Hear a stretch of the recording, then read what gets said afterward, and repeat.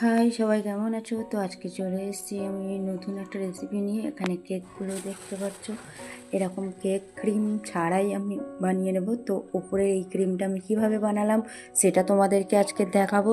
তো পুরো ভিডিওটা তোমরা দেখতে থাকো। তো এখানে আমি নিয়েছি হাফ কাপ ময়দা, আর নিয়েছি হাফ কাপ কোকো পাউডার, আর দিয়ে দেবো ওতে। এগুলো ভালো করে একটু সেঁকে নেবো, চেলে নিয়ে তারপরে এতে আমি আরও দিয়ে দিলাম একটু চিনির পাউডার বানিয়ে রেখেছিলাম। তো এটা দিয়ে দিলাম। এখানে চিনির পরিমাণটা একটু বেশি করে দেবে। চিনিটা যতটা কোকো পাউডার আর ময়দা থাকবে তার একটু ডবল দিয়ে দেবে। তো যে যেরকম হিসাবে খাবে তো সেরকমভাবেই দিয়ে দেবে। এবার আমি এতে দিয়ে দিলাম একটু বেকিং পাউডার হাফ চামচ মতো, আর দিয়ে দিচ্ছি কর্নফ্লাওয়ার 2 চামচ মতো কর্নফ্লাওয়ার দিয়ে দিলাম। আর এবার আমি এই শুকনো উপকরণগুলো ভালো করে সব একসাথে মিশিয়ে নেব। আর হ্যাঁ, এতে আমি একটু সামান্য পরিমাণে লবণ দিয়েছি, আর একটু বেকিং সোডা দিয়েছি, সেটা একদম সামান্য পরিমাণে।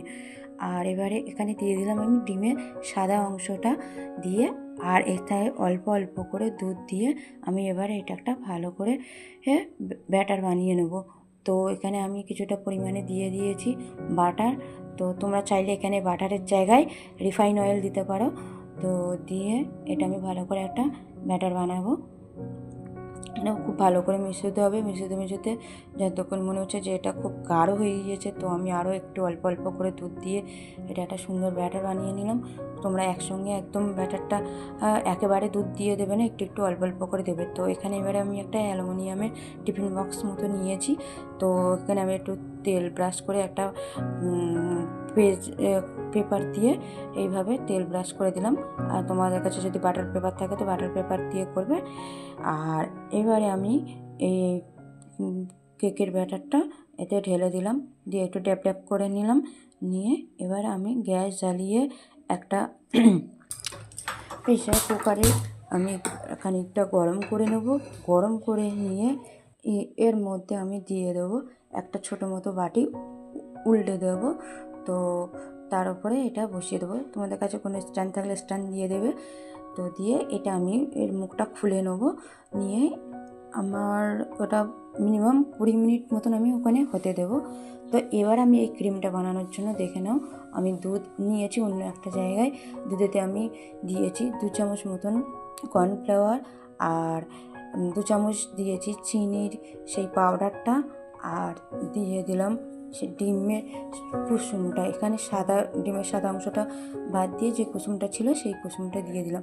আর এবার অল্প অল্প করে এই চিনি মিশিয়ে এই কেকটা ক্রিমটা নাড়তেই থাকবে, কারণ নাহলে নিচে থেকে তলা মতন বসে যাবে। তো এটা নেড়ে নেড়ে এরকম দেখো কত সুন্দর একটা ক্রিম তৈরি হয়েছে। আর এই ক্রিমটা তোমরা বিশ্বাস করে এত সুন্দর এত টেস্টি হয়।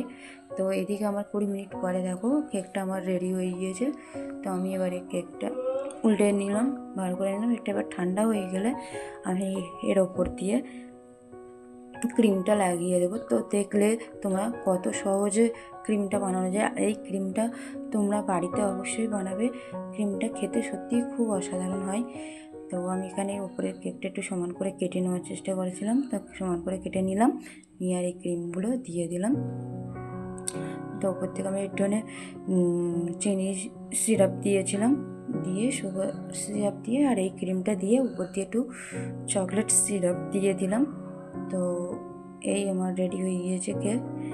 দেখো কত সুন্দর লেয়ার কেক তৈরি হয়ে গিয়েছে। তো আমার আজকের এই ভিডিওটা তোমাদের কেমন লাগলো অবশ্যই কমেন্টে জানাবে। আর এটা তোমরা অবশ্যই বাড়িতে বানাবে, সত্যি খুবই ভালো হয়।